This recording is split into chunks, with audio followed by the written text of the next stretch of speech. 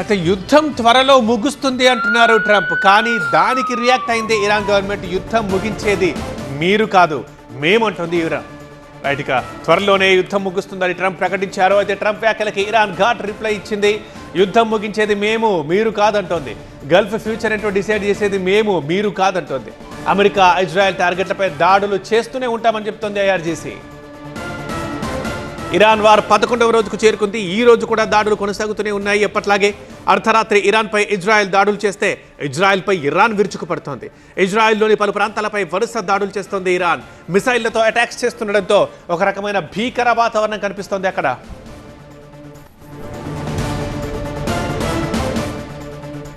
Iran యుద్ధంతో ప్రపంచ చమురు సరఫరాపై ప్రభావం పడింది.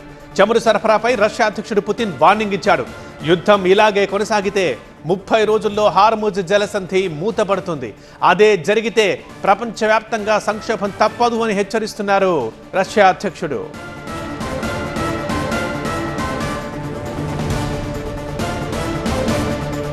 ఇక ఇరాన్కి రష్యా మద్దతిస్తోంది. ఎందుకంటే ఇప్పటికే ఇరాన్ కొత్త అధ్యక్షుడికి కాంగ్రెస్ చెప్పాడు పుతిన్. అధికారికంగా ఆ దేశ నాయకత్వాన్ని గుర్తించారు. అంతేకాదు ఇరాన్కి మద్దతు ప్రకటించారు. యుక్రెయిన్ వార్లో ఇరాన్కు చెందిన షాహెద్ డ్రోన్లని రష్యా ఉపయోగించింది. ఇప్పుడు ఇరాన్కి పుతిన్ బహిరంగ మద్దతు ప్రకటించారు.